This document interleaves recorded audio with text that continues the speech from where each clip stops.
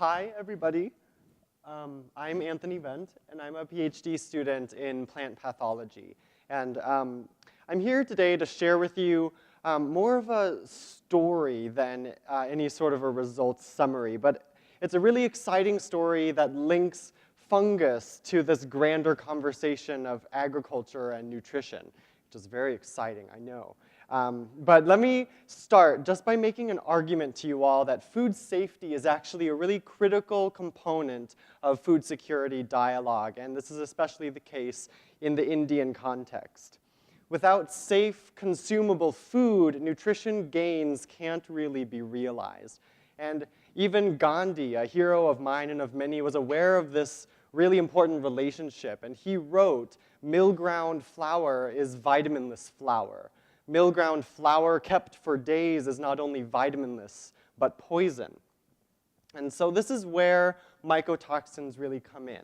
And I know many of you have heard me talk about this before, but I'm just going to give a brief overview of the nature and the breadth of mycotoxin contamination. So these are toxic chemicals that are produced by fungi that contaminate a range of diverse food items. And I work with two specifically: fumonisins produced by Fusarium verticillioides and aflatoxins produced by Aspergillus flavus.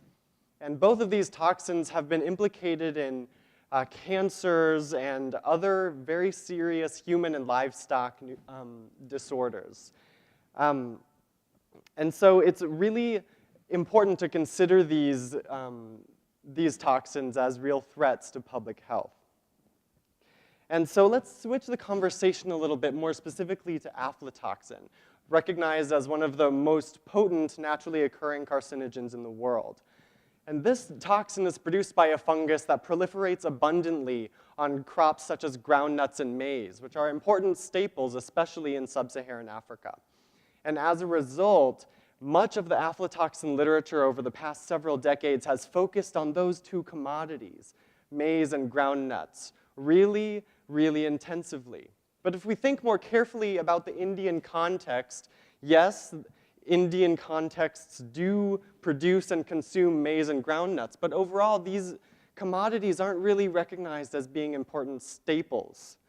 And so mycotoxin risk in the Indian context is more subtle. It's less obvious.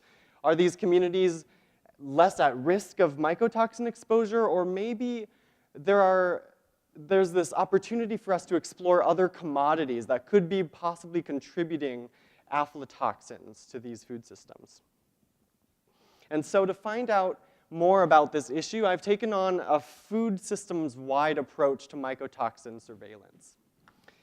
And so reports have even documented the occurrence of aflatoxins in a range of important crops in the Indian context, such as rice and sorghum, spices, and others. But these are crops that have typically been considered less vulnerable because they're less susceptible to toxin accumulation than those classics, maize and groundnuts. But if you think about it, in terms of quantity, over a lifetime of rice consumption, even at low concentrations, there's a non-negligible risk of adverse mycotoxin-related health outcomes. And so to understand more deeply the drivers of contamination in Indian food systems, over this past summer I interrogated 9 villages, asking questions about food systems dynamics and identifying sources of risk, and most importantly, identifying potential methods whereby we can mitigate exposure at the food system scale.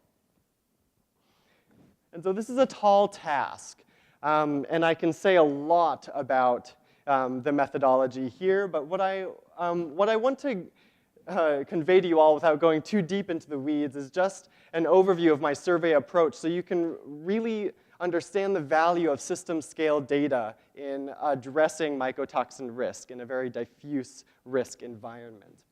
So the first component is that in each community we assembled a focus group to talk in a really directed way about the production and consumption context and about perceived risks at the community level for mycotoxin risks. And then we engaged with that focus group in a participatory resource mapping exercise whereby we established a basic cartography in each of these communities and empowered the stakeholders to think critically about how risks and resources are distributed over space in their village context. We followed that up at the household level with questionnaire-guided interviews, where we were able to really intimately interact with householders and get a feel for the hows and the whys behind the production and the consumption of the commodities that they prefer.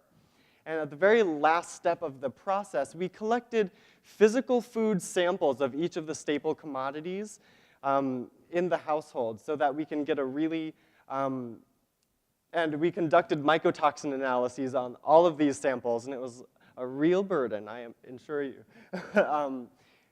But with that data, we're able to really meaningfully draw conclusions about the underlying risks that were associated with the realized toxin accumulation circumstances. And so what can this food systems-wide approach tell us?